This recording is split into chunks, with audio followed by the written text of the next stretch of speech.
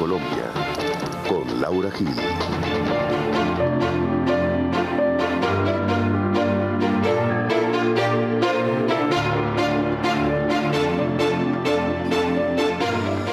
Buenas noches, soy Laura Gil y esto es Hashtag Internacional, un programa para debatir temas de Colombia en el mundo y el mundo en Colombia. Y esta noche hablaremos de la situación en Venezuela, nuestro hashtag numeral DZ. Bienvenidos.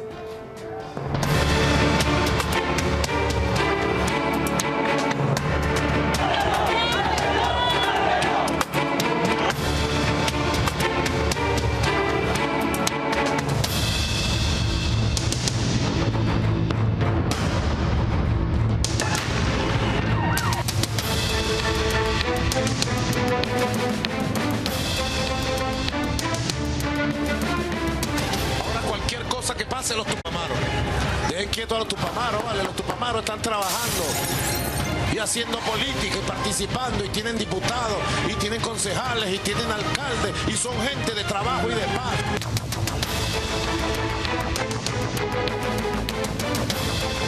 Haga lo que haga, esto que comenzó no va a parar hasta que se conquiste el cambio en paz y en democracia.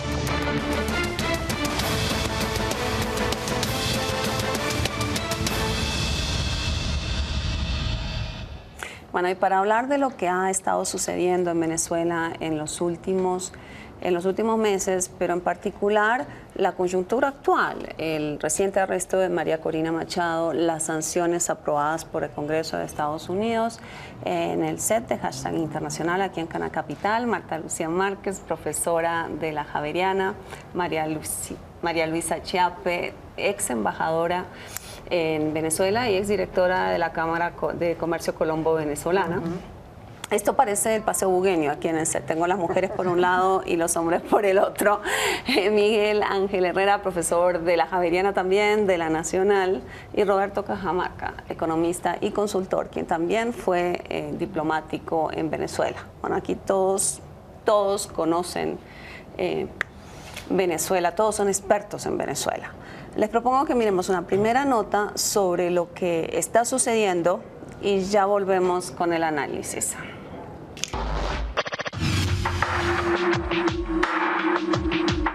Estados Unidos aprobó el pasado lunes un proyecto de ley que sanciona a miembros del gobierno de Nicolás Maduro como consecuencia de la represión política. Este proyecto de ley bipartidista congela las propiedades de al menos 56 líderes de la revolución bolivariana, suspende visas e inmoviliza los activos estadounidenses de algunos de ellos. El texto legislativo fue redactado por el republicano Marco Rubio y el demócrata Robert Menéndez. La senadora demócrata Mary Landrieu, la única opositora al proyecto de ley, presentó objeciones en agosto del presente año, alegando su temor de que las sanciones pudieran provocar despidos o el cierre de la planta petrolera venezolana Citgo, ubicada en Luisiana. Mary Landrieu se había convertido en la única senadora estadounidense en salir en la defensa del régimen chavista. Perdió su puesto el fin de semana pasado ante el republicano Bill Cassidy, cuya victoria terminó por llevar a la aprobación de las sanciones que afectarían a más de 100 personas involucradas directamente en la represión de Venezuela. Entre ellos se encuentran, por ejemplo, el ex jefe de la Dirección de Inteligencia Militar, Hugo Carvajal, el actual jefe de ese organismo, Iván Hernández Dala, el ex canciller Elías Jagua, entre otros. La ola de arrestos políticos continúa. Son más de 84 presos políticos en lo corrido del año. El último, la exdiputada María Corina Machado, quien ha sido imputada con cargos de conspiración por la presunta vinculación con un plan para atentar contra la vida del presidente Nicolás Maduro. Tú y yo sabemos lo que está pasando en Venezuela. Nuestro país se desmorona, es un caos total. Me acusan de un crimen monstruoso que todos en Venezuela y en el mundo saben que es una gran patraña. Me cobran porque llamo las cosas por su nombre, porque le digo a Maduro todos los días que tiene que renunciar, porque no acepto negociaciones en la conformación del Consejo Nacional Electoral. Me cobran porque denunciamos la corrupción y el atropello, porque acompañamos a los estudiantes y a los trabajadores en sus protestas, en sus denuncias. Entre estos presos se encuentran varios líderes del partido opositor Voluntad Popular, como por ejemplo el coordinador político Carlos Vecchio y su máxima figura, Leopoldo López, quienes también fueron acusados como responsables de la violencia presentada en las manifestaciones en contra del gobierno de Maduro. Leopoldo López, en compañía de la exdiputada María Corina Machado y el alcalde metropolitano Antonio Ledesma, decidieron acompañar a los estudiantes venezolanos quienes marcharon el 12 de febrero en contra de la creciente inseguridad, escasez, inflación y la crisis hospitalaria que atraviesa el país. A pesar del carácter pacífico de la multitudinaria manifestación, las fuerzas de orden público del país vecino decidieron reprimirlos brutalmente, provocando la muerte de 3 jóvenes. El gobierno de Nicolás Maduro señaló a Leopoldo López como responsable de estos actos y otros sucesos de violencia durante la protesta. Hoy nadie puede afirmar que lo que hay en Venezuela es una democracia. La reacción autoritaria, represiva, criminal contra las protestas han sido un zarpazo a las libertades que no deja duda alguna. Vivimos en dictadura. Una dictadura que se venía incubando desde hace años y que ya nadie puede dejar de ver y reconocer. El llamado que hicimos desde la Plaza Brión de Chacaíto en Caracas hace ya unos días para tomar las calles pacíficamente a partir del 12 de febrero ha sido más que contundente en compromiso, en lo masivo y en lo permanente. Como consecuencia de esto, el ex canciller Elías Jagua generó una orden de captura, imputándole cargos de terrorismo, homicidio, persuasión pública y daños a la propiedad pública, entre otros.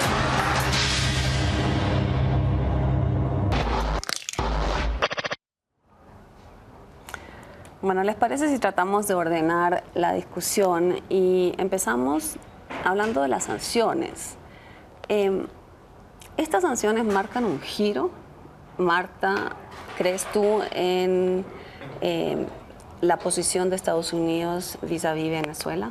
Pues yo creo que básicamente se concretan las sanciones, porque el proyecto para la defensa de los derechos humanos y la sociedad civil en Venezuela, creo que así es como se llama, se había presentado al Senado de los Estados Unidos en marzo. Finalmente el Senado lo aprueba, lo pasa a consideración de la Cámara y ayer la Cámara lo aprueba y aún queda pendiente cómo va digamos, a ejecutar el presidente las sanciones. Sobre eso digamos que todavía no hay claridad. Yo creo que es un hito más en estas relaciones deterioradas entre Venezuela y Estados Unidos. El deterioro viene desde prácticamente mitad del año pasado, ¿sí? Con incidentes como el ofrecimiento de asilo de Venezuela a Snowden, como la crítica que le hizo Venezuela a los Estados Unidos por la intervención en Siria, y básicamente por la política de Estados Unidos, como la ha llamado Carlos Romero, de tratar de hacer las cosas bien. Es la política y es básicamente abogar por la defensa de los derechos humanos en Venezuela. Creo que es un paso más en ese conjunto de relaciones conflictivas, todavía creo yo no dramáticas, ¿no? Porque las relaciones comerciales se mantienen. Pero exactamente, eso le iba a preguntar a Miguel Ángel. Una de las cosas que caracterizó a Chávez fue su pragmatismo, ¿verdad? Porque había un discurso anti-Estados Unidos, pero unas relaciones comerciales que no iban, digamos, detrás del discurso. ¿Estamos en lo mismo o estamos con un Maduro que no es capaz de manejar las mismas facetas que manejaba Chávez? Pues particularmente en el caso de Maduro está la circunstancia de haber sido canciller y haber obrado inicialmente en el gobierno de Chávez en una fórmula que, diría uno, normalmente estaría marcada por la diplomacia. Así que no es que el presidente Maduro no conozca de la fórmula, porque fue practicante el que la aplicó en ese escenario, ¿sí? Pero lo que pasa es que estamos en una situación distinta. La situación distinta es la dinámica propia del proceso venezolano, y en qué medida la condición propia del gobierno estadounidense está dispuesto o no a jugarse en qué escenario económico y político la relación con Venezuela. Y creo que no solamente está con respecto a Venezuela, sino también está en el cálculo de Estados Unidos. Porque Estados Unidos, a pesar de la realidad del petróleo y la circunstancia de ser ahora Estados Unidos quien va en primer lugar en términos de la explotación petrolera, Venezuela surte de petróleo, sobre todo a los escenarios más pobres y más deprimidos de Estados Unidos. En particular, por ejemplo, es el caso de la Luisiana. Y allá hay una refinería. Luego pienso que los propios venezolanos también, y en particular el presidente Maduro, no están interesados en cortar con la lógica de la economía y sus intercambios hasta hoy. Así claro, que ¿tú no ves ningún tipo de retaliación venezolana contra Estados Unidos? No, no la veo, no la puede haber. Venezuela sigue siendo el primer proveedor comercial, Estados Unidos sigue siendo el primer proveedor de bienes y servicios para Venezuela. De manera que Venezuela está lejos de cortar esa relación comercial con Estados Unidos, la necesita exportar el petróleo, a pesar de que Estados Unidos ha aumentado sustancialmente su producción de petróleo. De todas maneras necesita el petróleo venezolano todavía. Entonces no creo que vaya a pasar más allá. Lo que sí veo es que es más bien la consecuencia lógica de una solidaridad parlamentaria del Congreso de Estados Unidos con los parlamentarios venezolanos, particularmente con María Corina Machado. Las imágenes que vimos en televisión de cómo la agredieron en la Asamblea Nacional, pues crearon una impresión tremenda en el resto del mundo y principalmente en los parlamentos. De manera que esto es apenas natural, no creo que tenga mayores consecuencias. No me gusta la oportunidad, porque el gobierno de Venezuela necesita hacer unas reformas, unos ajustes económicos urgentes en este año en vista del descenso de los precios del petróleo, y seguramente las va a demorar, porque en una actitud de víctimas van a ver esas reformas necesarias como casi recomendadas por el Fondo Monetario, como lo que recomiendan los bancos internacionales, como lo que no es consecuente con su política económica tradicional del socialismo del siglo XXI, digamos. Ya nos metemos de lleno en el tema económico, sobre todo el tema de la caída del petróleo, pero digamos, para entender las consecuencias, digamos, de la caída del precio del petróleo en medio de esta situación social de Venezuela, mi pregunta, digamos, sería, ¿cómo se interpreta estos arrestos, digamos, políticos que han tenido lugar en estos últimos meses? O sea, y sobre todo, ¿por qué no nos metemos en el tema? ¿Por qué Leopoldo? ¿Por qué María Corina Machado? ¿Por qué Enrique Capriles ha habido, digamos, un discurso un poquito más cuidadoso hacia Enrique Capriles? ¿Cómo lo leen ustedes? Yo creo que hay dos aspectos que hay que considerar como trasfondo de todo el fenómeno que está ocurriendo hoy en día, particularmente en Venezuela. Primero, un gobierno que cada vez se siente de alguna manera más cercado, con un margen de acción más limitado, motivado en el menor precio, en la caída en el precio del petróleo. Pero al mismo tiempo que se siente amenazado por la posibilidad de que la pérdida de la popularidad del gobierno de Maduro y la, digamos, carencia de resultados, por lo menos en la magnitud en las que los generaba Hugo Chávez, pues pueda minar o pueda darle alternativas a la oposición para surgir. Entonces estos arrestos de alguna manera responden un poco como una represalia continuada acerca de los disturbios y de las protestas que ocurrieron entre febrero y abril. Ellos consideran que hay un sector de la oposición que es claramente golpista o que es antidemocrático, que es el que representa María Corina Machado, Antonio Ledesma, Leopoldo López, y consideran que ese grupo de alguna manera está haciendo una política que ellos la ven como delincuencial. Y desde esa perspectiva es que ellos actúan haciendo estos arrestos.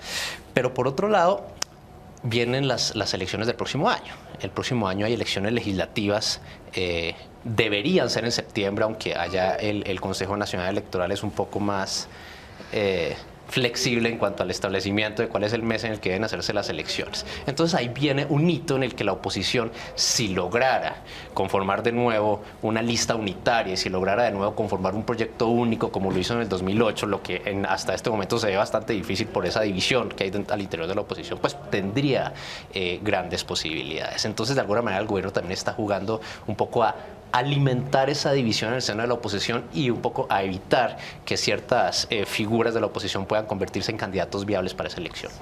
Yo pensaría también que hay como dos asuntos de lo que llevamos conversado que quizás ayuda a precisar. Uno es lo que anotaba Marta en el sentido del trámite de las sanciones que requieren de la sanción presidencial y eso es lo que tiene que hacer o no Barack Obama, y ese es el que en últimas dirá si veta o no esa particular decisión, y va a ocurrir pues en el curso de estos días.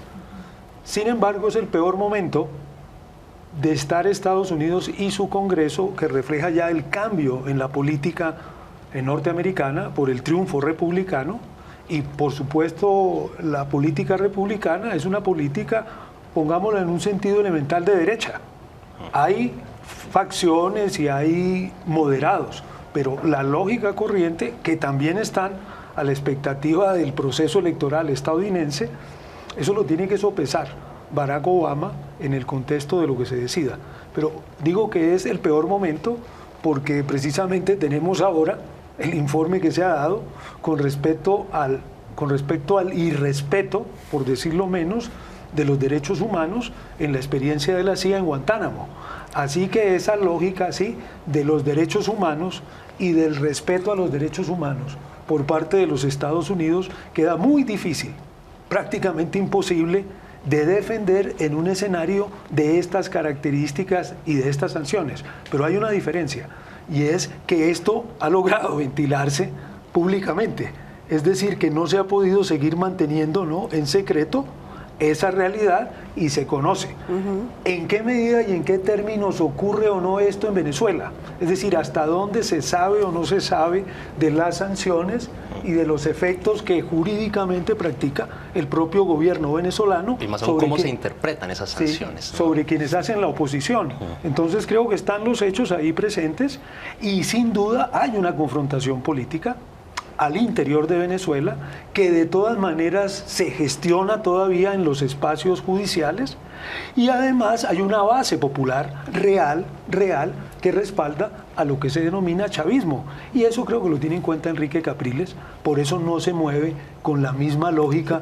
¿Sí? Pero es esa la razón que explica que Capriles esté libre, Leopoldo y María, pues Leopoldo López. De alguna manera sí, justamente su comentario hoy es que las sanciones no eran para Venezuela, sino que las sanciones eran para algunos corruptos que estaban vinculados al gobierno, lo cual evidentemente, los enchufados, lo cual evidentemente muestra pues esta división al interior de la oposición. Yo creo que una cosa que hay que tener en mente, digamos, para este análisis es la inflexión que ha habido en el cambio del gobierno de Chávez al gobierno de Maduro en términos de persecución a la oposición, ¿sí? No voy a decir que no la hubo en el gobierno de Chávez. De hecho, cuando uno mira los informes sobre calidad de la democracia en América Latina, desde que Chávez llegó al poder hasta hoy, Venezuela está en el último o en el penúltimo escalón en la evaluación. Pero lo que uno sí puede ver desde el 12 de febrero de este año es que se ha acrecentado la persecución política en un país que no tiene tradición de violencia política. Es que es bien interesante porque cuando uno mira los informes sobre violencia del Instituto Venezolano de Violencia, hacen referencia a la violencia, pero eso incluye también la criminalidad y unas tasas muy altas, pero no se incluye lo relativo a la violencia política. Yo creo que ahí ha habido un giro, pues se habló de 3 muertos en la protesta de febrero, 43 prácticamente hasta junio, y al día de hoy como cerca de 100 presos políticos a los que se les han negado los derechos. Entonces creo que esto sí es un rasgo bastante particular de este gobierno, como también lo es el haberle subido el tono al antiamericanismo, ¿sí? Tal vez mucho más que Chávez, y el argumento es que, digamos, en relación con las amenazas de sanciones, es que Estados Unidos, retomando lo que decía Miguel Ángel, no tiene autoridad moral para llegar a juzgar al gobierno de Venezuela. Aquí Alexandra Pastrana está diciendo que las marchas no eran pacíficas. ¿Ustedes qué creen? ¿Las marchas fueron pacíficas o no? ¿Tú qué crees, Miguel? Yo pienso que uno puede decir muchas cosas, pero afortunadamente están los documentos, las filmaciones que pueden determinar claramente qué tan pacíficas fueron y en qué términos se agenciaron esos procesos. Incluso en la circunstancia que hubieran sido el pretexto o la fórmula de que fueran pacíficas, la realidad de la confrontación y el escenario propicio para que degeneren en ejercicios de violencia también es evidente en casi todos los lugares de la tierra, pero creo que no fueron pacíficas por lo que yo he tenido oportunidad de observar en los documentos que se han conocido. Sin embargo, hay una problemática que va a la base un poco de lo que estamos comentando. Es que el gobierno de Venezuela es un gobierno de izquierda en la fórmula de izquierda que se ha desplegado en los escenarios de los 90 para acá. Y eso no es del agrado necesariamente de otra forma de hacer política. Y en cuanto a que haya tradición o no de violencia política en Venezuela, habría que colocarlo en el escenario de lo que era antes del pacto de punto fijo y lo que fue el escenario de la primera ola de las izquierdas de los años 50 y 60. En ese escenario venezolano hubo exterminio de los militantes de la izquierda y de la izquierda radical en el sentido de aquella, ¿no?, que se hacía eco de la revolución cubana. Y hay el caso elocuente precisamente del que es el padre del director del diario El Nacional, que tiene una famosa novela que registra precisamente lo que fue ese escenario de violencia. Así que una buena parte de la dirigencia de la izquierda que acompañó a Chávez y que acompaña a Maduro tiene también antecedentes de esos ejercicios, y creo que eso la hace propicia a que quizás efectivamente advierta, como ya lo hubo, el escenario del golpe de Estado del 2004, que cualquier tipo de ejercicio, y en este caso no es cualquiera, porque es que hubo, ¿no?, aproximadamente la mitad de los votantes en el último ejercicio presidencial, de qué grado o qué margen de tolerancia relativo puede haber para quienes son, en efecto, sus opositores políticos. Bueno, nos vamos a una primera pausa y cuando volvamos le damos la palabra aquí a María Luisa. Ya volvemos.